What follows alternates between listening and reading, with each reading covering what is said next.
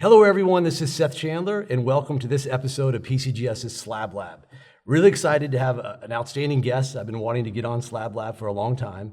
We actually have the president of Heritage here, Greg Rohan. Greg, welcome. Nice to have you on here, yeah.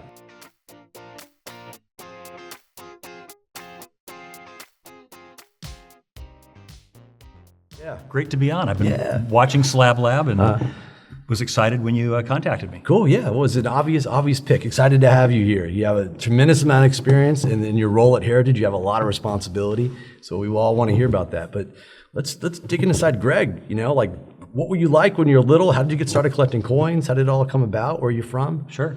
I'm from Seattle originally. Mm-hmm. I started collecting coins when I was 8 years old. Mm-hmm. A neighbor lady gave me a jar of pennies that she had accumulated over a long period of time, and I quickly figured out there were kids at school that had bigger allowances than I did, and I would buy pennies at the coin shop for a dime and sell them at school for 15 or 20 cents. And by the time I was 11, a teacher in school was setting up weekends at coin shows at the Seattle Center, and my dad made a showcase for me, and I had about $300 I'd saved up mowing lawns and babysitting and raking leaves, and so I set up a case on the horse table at the Seattle Center coin show when I was 11. Wow, so you were a full-blown coin dealer at 11 years old. Yep. I think that's a record. So 49 years. Yeah, that's great. So did you specialize? What was it like? You right away, it sounded like you started making money in coins with flipping the cents and stuff, but 11 years old, what kind of coins were you buying and selling at that age? At that time, I was buying Buffalo nickels, Mercury dimes. I liked, back then, there was no numerical grading. It was BU, Choice BU, or Gem BU. And there wasn't very much price difference between them. And so I would look for coins that I thought were really pretty. And it turns out that collectors liked my eye when I was 11 and 12 and 13. And by the time I was 15, I was running full-page ads in Coin World. Wow, at 15? Yeah. Wow. So wow, that's amazing. So just to translate this a little bit, folks, what you're saying is coins that would probably get graded MS65 or MS66 today, back then, they really weren't that much more expensive than coins called MS60. Right. It was a fairly small premium for coins that were prettier, or coins that were choice or gem. People didn't understand paying big premiums back then. Wow. Okay. So what did your parents think about all this? You're making money, you're coin dealing, your dad's helping you out. I'm sure that was very instrumental. My dad was a mechanical engineer, and so his brain wasn't wired this way. He helped me out by building the showcase, because he could build things and I couldn't. Right. But really, they were supportive in that I had a weekend, a Saturday job at a coin shop. Sure. And they would drive me there. They would drive me to coin shows. I would pester them relentlessly on family trips to stop at coin shops. And so they were indulgent. Right. That's cool. In that way, I was an only child. And I loved it. I was a geeky, nerdy kid. I was terrible at sports. Girls didn't even know I existed. And so I immersed myself in coins. And the people at the coin shows were extremely supportive. It's good to hear. Yeah. And there are a few that weren't, but really overall they were. And I've tried to pay that forward. I'd like to be really encouraging of young people in coins, because that was me. Yeah. It's good. It's good. So at 11 years old, you're doing quite a bit. You're very active in the hobby. You're buying and selling. You're thinking, wow, maybe I want to do this for a living, even though you're only 11 at the time? I wasn't thinking about doing it for a living when I was 11. When I was 15 and running full-page ads and making, frankly, serious money, more than my parents were making, then, it was all I could do to keep myself focused on school, because I was going to coin shows almost every weekend. In Western Washington, I would ride a little bus from where we lived. I would run ads in the paper to buy coin collections. Sure. One of my doctors was a coin collector, and so he financed me. When people would call and say they had a coin collection for sale, I would either get on my bike and go to their house, or my parents would drive me over there, and I would write them a check for the coin collection, and then I'd dash over to my doctor's house, and he would give me the money for it if I didn't have enough, and we shared the profits in it. That's cool. Wow, you had a venture capital backing. I did. Also at a young age. Wow, that's really fascinating. So kind of how did it progress from there? You're a teenager now and you're still buying and selling. What's interesting is, you think of all the kids these days, all the wines these days, they're a lot through social media. You got Instagram, you got YouTube. There's so many resources. How are you kind of stepping it up and being very, very good at such a young age? What were your resources besides going to coin shows? Coin World. Coin World, yeah. Coin World was a staple. Yeah.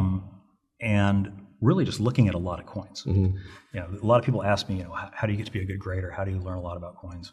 Look at lots of coins. And I was completely immersed in it. Almost every weekend I was at a coin show, and sometimes two. Wow. Once I could drive myself. Right. That's cool. So what's it like being 15 years old and making more money than your parents? Awkward? Like, were they like, hey, can you pay the light bill this month, Greg? It was uncomfortable for my father because he would yell at me for leaving the lights on. And I would snap back and say, then I'll just pay the light bill. And he didn't really appreciate that. Old school, It was right. Not the best response. I was precocious, and I, was extremely interested. And so I was treated like a peer by the adults. When I was 15, 16 years old, I'd go to coin shows. I'd go out for dinner with the dealers in the evening. And they treated me great. That's cool. Yeah. And it's the best thing. That's one thing I think is missing. I think up until the last couple of years is the old school mentorship programs. I mean, mentors were very critical to my life when I started in my career, and also to coins. And it's good to see that how it was back then. And I think we're all continuing. I think the industry's doing a much better job at mentoring a lot of young numismatists that want to be coin dealers, because there's so many of them out there now. We have a summer internship program at Heritage Auctions that I've been very instrumental and involved with.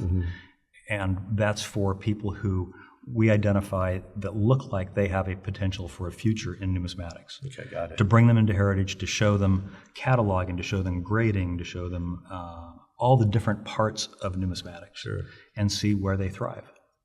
That's very cool. So is there an age limit for that? It sounds like something I may want. Can I come out and be your intern for like a week? Just be a fly on the wall, the things that I would learn? That'd be a lot of fun, actually. We couldn't afford you. I make good coffee, okay? I make good coffee and I'll work for free. How about that? No, but I've been incredibly impressed. Some of the interns have come from Whittercoin University and have been phenomenal. I'm so impressed with how smart these kids are. Oh, they're really smart, scary smart. I'm going to be working for a lot of them in a couple of years, I think. They're that good, yeah. If you'd asked me 2 years ago, what's the future of the coin business? I would have said, it's got a lot of white hair. It's a lot of guys like us who are aging, and I don't know that the future is great. I'm afraid it might go the way of stamps, where the median age of a Lynn Stamp News subscriber this year is 75, and next year it'll be 76, and the year after it'll be 77. And I was afraid that was going to happen to coins. You really felt this a couple years ago? Absolutely. Wow. It's staggering. It's very insightful, because you're at the top of the mountain seeing kind of everything from your position, and to have those feelings, that's like, wow. But I've changed my mind. Yeah.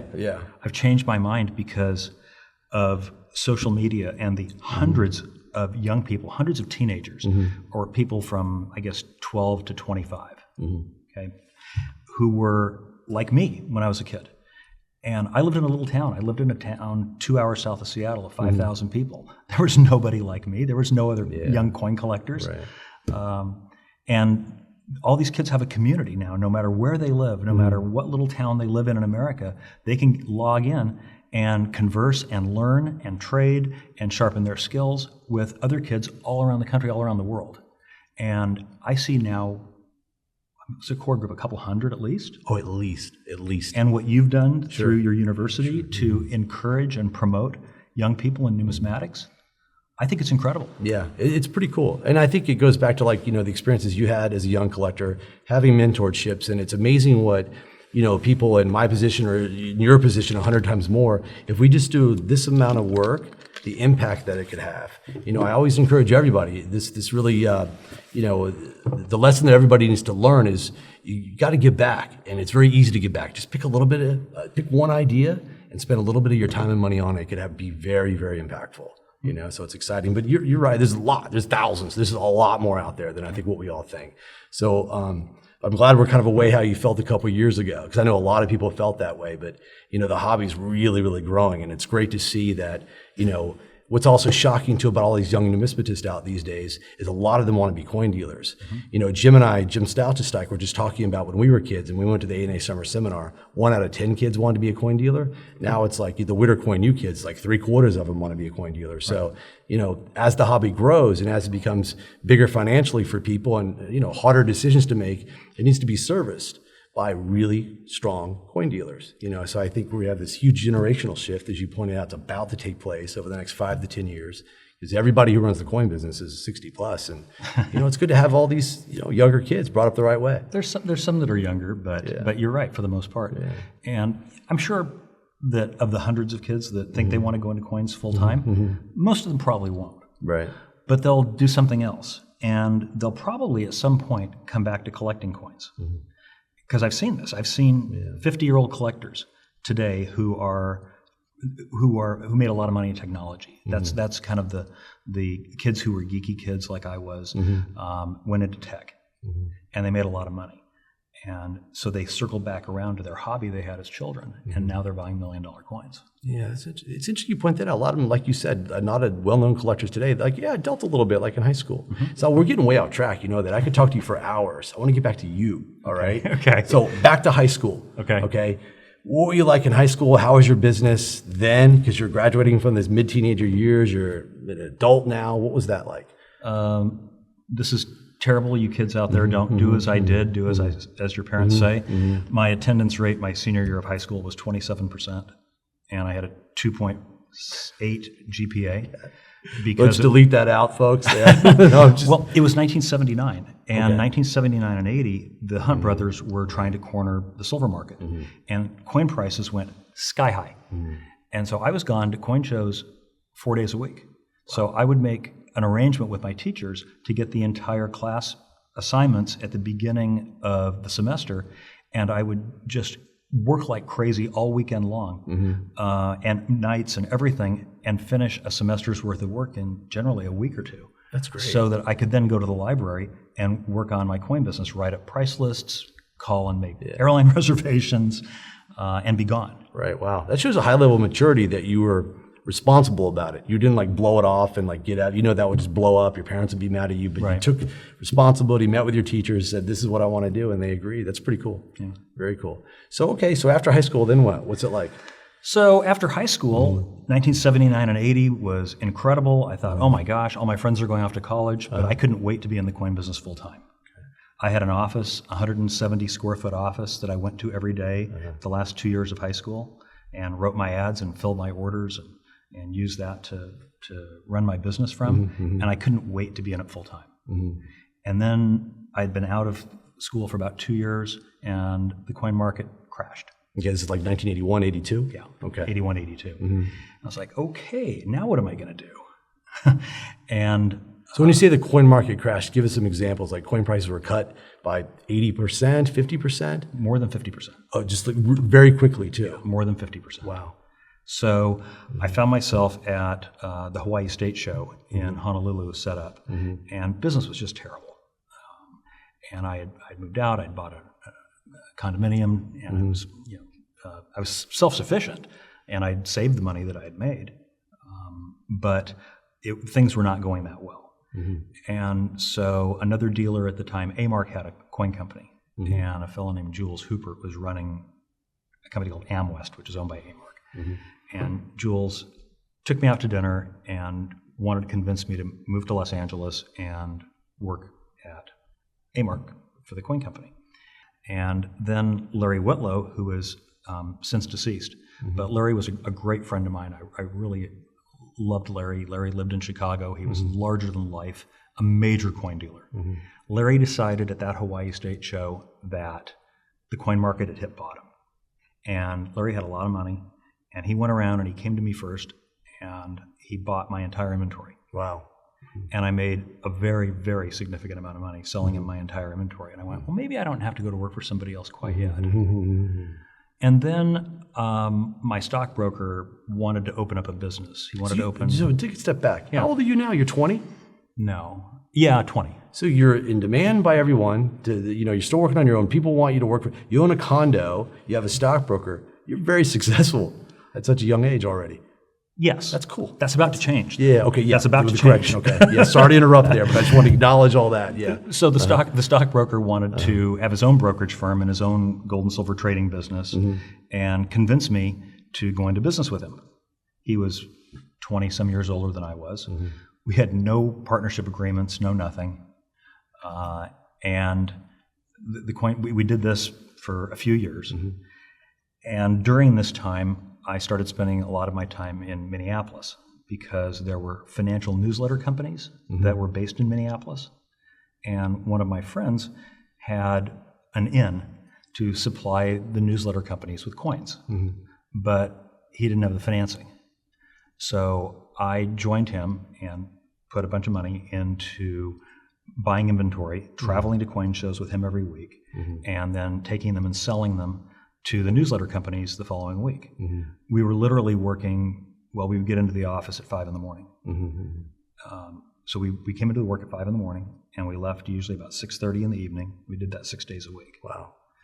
And it was very successful, but I didn't pay attention to my partners in Seattle, what they were doing. I see. And let's just say that everybody should make a lot of money when they're in their 20s, and then by not paying attention, have it all disappear overnight. Valuable lessons. Yes. So my ego shrunk to about that big, and I felt, I didn't have my eye on the ball, didn't see what was going on. Went on a coin dealer fishing trip to Alaska, which still happens to this day. They still have the coin dealer fishing trips, a bunch of guys that I went with back then. And I was on the fishing trip, and Frank Greenberg, who had Delaware Valley Coin Company in Philadelphia, wonderful guy. By the end of the fishing trip, Frank had convinced me that I should go to work for him. And Frank had a really good reputation. I was worried that because of what my partners had done, that I would be painted by that in a bad way, and people would think I'd done something wrong or would get a bad reputation. Right. But Frank had a golden reputation, and the fact that he wanted me to come to work for him was like a seal of approval. And so I picked myself up and dusted myself off and moved to Philadelphia and went to work for Frank. And about a week after I'd been there, Steve Ivey called me and said, "Why didn't you tell us you wanted to go to work for somebody else? You need to move to Dallas and go to work for us." In what year is this? 1986. Okay, 1986. And how old are you at the time? 25. 25, okay. 24, 25. Okay. And you were already good friends with Steve Ivey? So I met Steve Ivey and Jim Halperin when I was 15 at a coin show in San Francisco. Was that the Jack Tar show? Yeah. Everyone Jack talks Tar about show. that, yeah. Okay, this is like one of the greatest stories. Can I tell this really quick? Of course, yeah. That's why you're here. Okay, so I'm working at a coin shop during the summer and on Saturdays. And really I ran the coin shop. The coin dealer is long since passed away, but he spent his days sitting in his office, smoking cigarettes, drinking coffee, and watching soap operas on TV. And I ran the shop. And a fellow came in with a big tub, a big Tupperware type tub, like this big. And it was full of silver dollars in crankcase oil. He had hidden them in his garage, all these silver dollars that he had inherited, and he had them in crankcase oil. And so we had a buy price at the time on silver dollars, I don't know what it was, $12 maybe. And so this was an unbelievable mess. And so I spread out paper towels on the showcase, and I took the silver dollars out, like gooey, and counted them up, and multiplied times $12, and you couldn't even see them. You couldn't see the coins. But you knew they were dollars. I knew they were silver dollars. So the fellow leaves, and I take them into the bathroom and put them in the sink to try to get the crankcase oil off of them. And it turns out that they are, there's some original rolls of 87Os, 88Os, 89Os, 90Ss, 91Ss. Wow. And there were 3 BU 89cc's. Are you serious? Wow. Dead serious. Coated in oil. Coated in oil. Wow. And at that time, MS60 bid was $3,000 on 89cc dollars. The coin shop owner, of course, was elated at this good purchase that I had kind of unknowingly made. And so he said that the way to sell the 89cc's and all these other coins was at the big coin show coming up at the Jack Tar Hotel in San Francisco. So I went around to all the other coin shops in the Seattle area and got the best coins the dealers had on consignment. and got as many coins as I could carry, plus all these silver dollars. And off I go to the Jack Tar Coin Show. But I couldn't afford to stay at the hotel because it was an expensive hotel. And so I stayed at the Iroquois Motel down the street. I paid an extra $7 to have a private I think I know that. Yeah, I think it's still there. Yeah. So the next day, what the coin shop owner had told me is don't show anybody that you have 3 BU89CC dollars. And so I looked at them and decided which one was the best one, which one was the middle, and which one was not. And so my cost, the dealer gave them to me on consignment, was $3,000 each. And so I took the best one, and I asked $57.50 for it. And the first person I showed it to said, it's too rich for my blood, but Jim Halperin at New England Rare Coin Galleries is who you should show it to. So I went over to their table, and of course, being a Coin World devotee, I saw the New England Rare Coin Galleries ads. And, Jim Halperin was a god. Sure, yeah. Still is. Yeah. And at that time, Mark Emery was Jim's coin buyer. And I priced it at $57.50, and they didn't even argue. They just bought it immediately. Many years later, Jim told me the coin was superb Jim BU. Wow. Worth $1 million today. Yeah, worth $1 million. Wow, coated in green. That's amazing. Yeah. The next one I sold for $4,500 to Wayne Miller, who was the author of one of the original reference books on silver dollars. King of Morgan dollars. Yep. And then I was going around selling the coins that I had on consignment from all the dealers around Seattle. And at the end of the day, I had a double row box of silver dollars. And I was sitting at Silvertown's table with Leon Hendrickson and David Hendrickson, showing them this box of silver dollars that I wanted, that my cost on was $8,000 or $9,000. But it was the last thing I had left. Nobody else wanted it. And I sold it to them for $10,500. But we were the last ones out of the coin show. And they invited me to go to dinner with them to Tommy's Joint, which is this. I love that still place. there. Still there. I've been there for my birthday lunch. Yeah. It's great. I love it. Old school. So here I am. I'm 15 years old. Yeah. I'm having dinner with Leon and David Hendrickson, two of the biggest, most respected coin dealers of the time. I've made more than $10,000 this day selling coins that didn't belong to me that I had on consignment. That's pretty cool. And I thought, oh my gosh, this is for me. I'm never doing anything but this. This is fantastic. So that's really where I got totally hooked. That's cool. Yeah. Sounds like you had a great San Francisco trip. It was. Yeah, it was outstanding. Wow. Okay. So you started to get to know Halperin a little bit more at the show? No. Not really? No. He pointed me to Mark Emery, who's now my partner that runs our European office. Sure. Okay. Offices. And but I knew who they were, and I saw Steve Ivey was there, and Steve Ivey Rare Coin Company.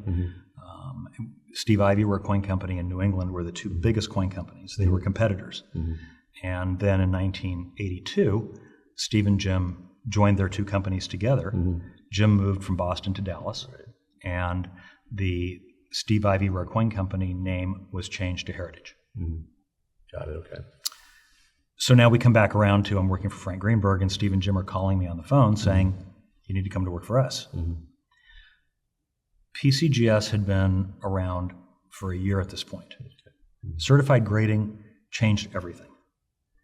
And at that time, Heritage was, and still is, the largest coin company in the world.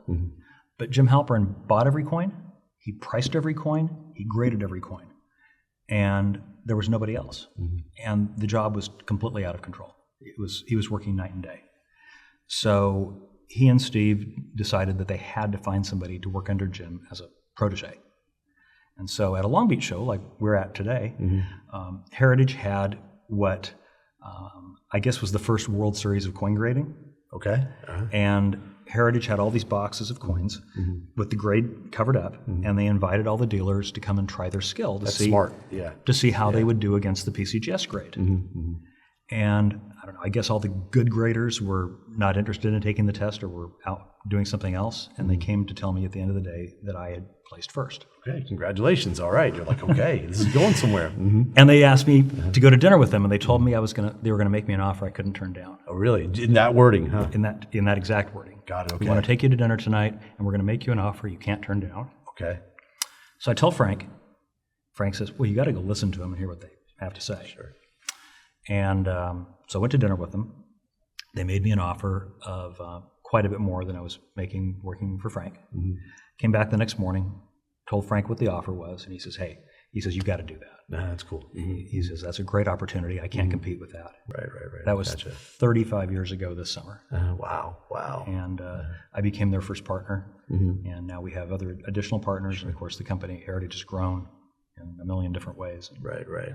So, you joined Heritage now. It's 1987. And so are you working directly with Jim Halperin? Like, what's that like? What's the dynamics like that first year? So the dynamic was, and I actually tell this story to all of the new hires in our numismatic department, so they get an idea of how we think. Sure. First coin show I went to with Jim, we're sitting up front at the table. People line up to show us boxes of coins. And he's looking at boxes of coins. I'm looking at boxes of coins. And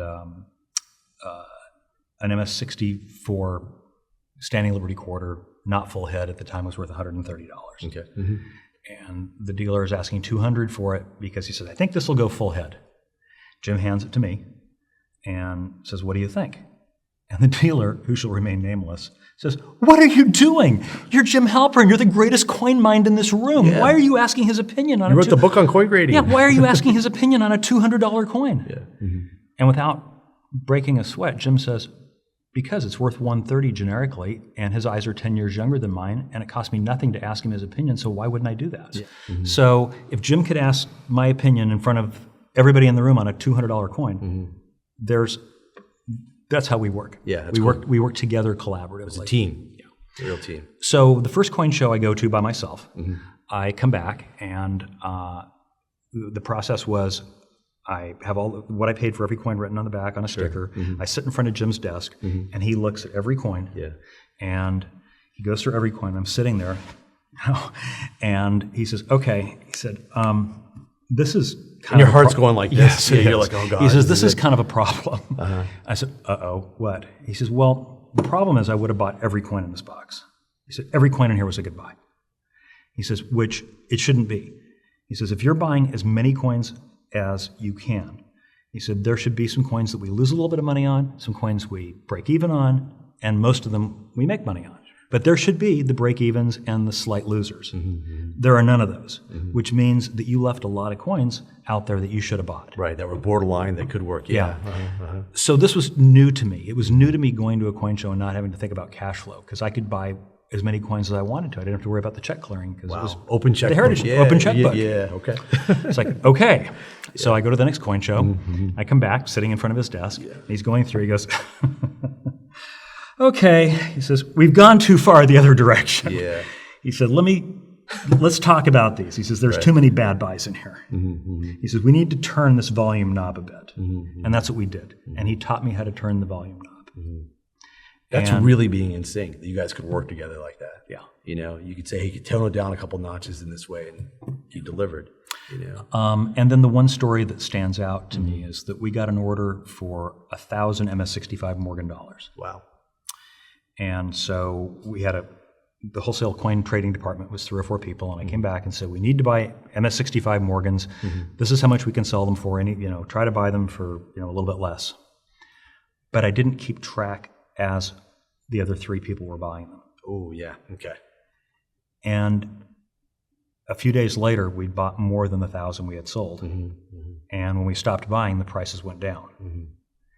And we had a $20,000 loss facing us because I didn't keep track. I was like, oh, God. So I go in to tell Jim what had happened, that I'd taken this great order and messed it up. And Steve happened to be sitting in his office, too, so I had to tell them both at the same time. Yeah. And you're like the new employee, things are going well, but God, dumb mistake. Yeah. And Jim goes, what? Yeah. You made a mistake? Yeah. And Steve looks at me and says, you told us you were perfect. He says, I've never made a mistake. And those of you that know Steve Ivey can appreciate that. That was good. And they said, okay, point made. Did you learn anything from this? Explained to them what I learned from it. He said, probably end up being a cheap lesson. Don't do it again. It's never mentioned again. That's good. That's good. Yeah. Okay. That's awesome. I got to bring that up with Jim. That's funny. Yeah, that was a good story. So how many employees are at Heritage now when you first joined? 50 or 60. And how many are there now? 600. It's a lot. Yeah. That's insane. Did you ever imagine anywhere that would be anywhere to the monster what it is today? No, I never would have imagined. Steve asked me one one day when I had gone to Shanghai on business for our natural history and minerals department, working with a museum there that was buying property from us. From there, I went to Tokyo for the World Coin Show, and from there, I went to Hong Kong because we were having a wine auction in Hong Kong. And he said, "Did you ever believe that from coins that we'd be doing dinosaur bones, minerals, wine?" It's crazy. It's crazy. It's pretty awesome, though. It's a testament to the team and how well you guys have done, and a lot of hard work. We have the most incredible people in every department. Yeah. I mentioned something to some of our people, and they said, it's like working for the Yankees. Right. It's like playing for the Yankees. Yeah. Everybody who's really, really good wants to play on our team. Right. And we're so lucky. Right. I remember, I took a tour at the old Dallas office, I feel like maybe 3 or 4 years ago before you moved into your current office. And Todd Imhoff was arranged a tour for me, and I was like, okay, great. I get to go inside and see what it's all about, the magic secret sauce. And after I walked out, I was like, I get it. Every person is amazing. They're passionate. They really love what they do. I said, the book department, this department, the sports memorabilia department. And now looking back, I'm so grateful for that because I learned so much, but I got it. Like instantly, I remember hailing the cab. I was like, oh, there is no secret sauce. They have great people who are passionate about what they do. Simple as that. What we did was we brought in people who were great experts, who had great reputations, but didn't have financing. They didn't have an internet platform. Right. And we brought them in under our umbrella, made another department for them, and then started cross-marketing their department to other categories. Right. Because people like you and me that have the genetic defect of a collector, right? And I collect a lot of stuff. Yeah. You collect in more than one category, I bet. Sure, absolutely, yeah. And it's really easy if you send catalogs and you market to people who are already collectors, they're already happy heritage clients. They know everything's transparent. They know that that if they give us a bid, that they're only going to get it for one bid higher than the next highest bidder. Right. And it's easy to market to them in things in other categories. Sure. And so that's been really kind of the secret sauce for us. Yeah. It's like if they're already doing business with you, they already love you, and you have so many other products. Like, of course. I mean, it's so logical, right? But you guys kind of hired the experts who were very good and very passionate, and they were able to deliver. Because if I'm, a big fancy collector buying all kinds of great rare U.S. coins, that Neil Armstrong auction was pretty cool. I'm going to buy a few things there. Then maybe there's some fantastic ruby in your jewelry auction. It makes so much sense. It's pretty cool.